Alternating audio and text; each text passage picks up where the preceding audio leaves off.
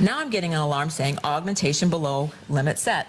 Well, that would be expected if you had a patient you're doing chest compressions on. The blood pressure that you're generating with your chest compressions is probably not the same as what the patient had. So at this point, I'm going to come back to my augmentation alarm, and I'm going to decrease my augmentation alarm, which is here, and take it down so that it is below that augmented pressure that I see on the screen. And ideally, we want to drop that down to 10 below. And at that point, we're going to restore our patient to a nice sinus rhythm and a heart rate of 80.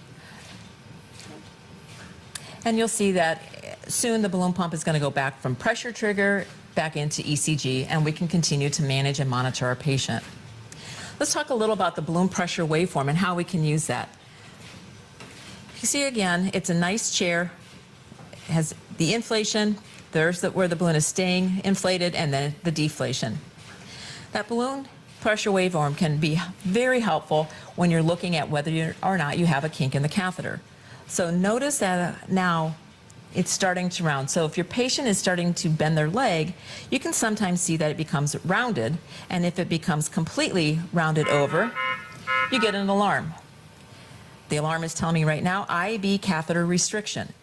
So like with every piece of equipment I have in my ICU room, I always start with the patient first and then determine back to the equipment what the problem might be.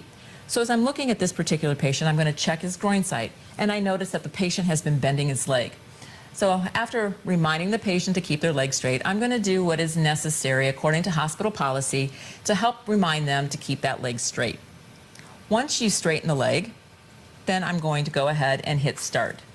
Now, other things that can cause that besides a kink in the catheter at the groin site could be a kink in the sheath. It could be that the extender tubing is caught underneath the patient's legs. Could be that it is caught in the side rail, or maybe even underneath the wheel of the balloon pump as it's sitting on the ground. Another alarm that you might get is IAB disconnect. That just means that the catheter came out of the back of the pump. You just simply plug in to the extender tubing, back into the safety disc, and hit start, and the pump will automatically do an autofill, and it will begin pumping once that autofill is complete. There are only a couple of other alarms to cover today. There are times where you will be pumping along, and you start noticing that your balloon pressure waveform is changing. And I notice that the seat doesn't look right, it's kind of rounded over, and there's just a difference to it, and I'm not really sure what's going on. And what you're going to see here in just a moment is the alarm that comes up.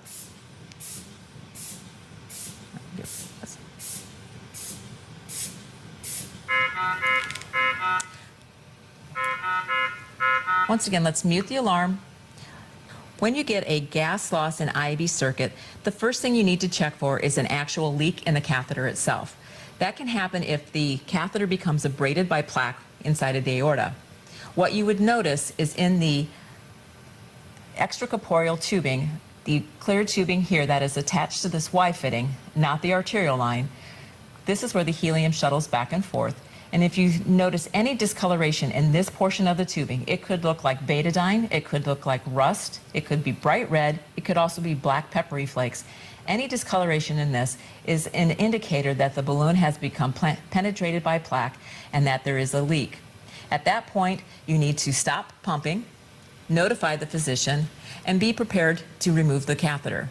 Make sure you ask if he is planning on reinserting the balloon so that you can be prepared for an insertion if necessary. If necessary, you can put the patient in Trendelenburg to minimize the risk of a helium embolism. Once you have identified that it is not an actual leak in the balloon itself, then you start to troubleshoot further. I'm going to hit the help available and see what could possibly be causing this. And it's saying to check for blood. If there is no blood, then we need to think what else might be going on. So check all of the connections, make sure the connections are tight. If you find that one is loose, then you go ahead and hit the IAB fill button, and then we're going to initiate pumping. So I can see here that it's doing the autofilling. Once we're done doing the autofilling, we're going to initiate pumping again by hitting start. So now it's just about done doing its autofilling.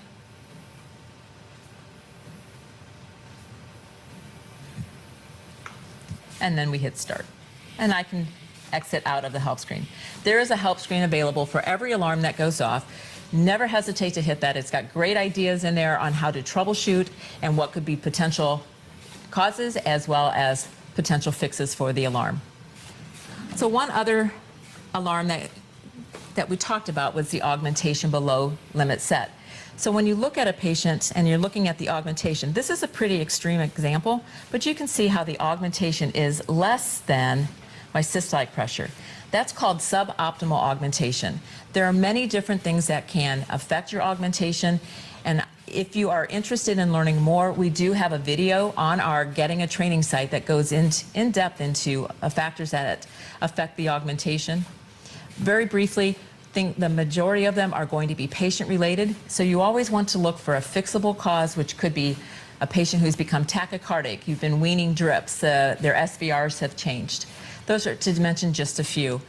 So the augmentation that is dropping is still providing support compared to if there was no augmentation. So even though it's not optimal, it is not non-existent, which people have a tendency to say, I have no augmentation, but indeed we really do have augmentation.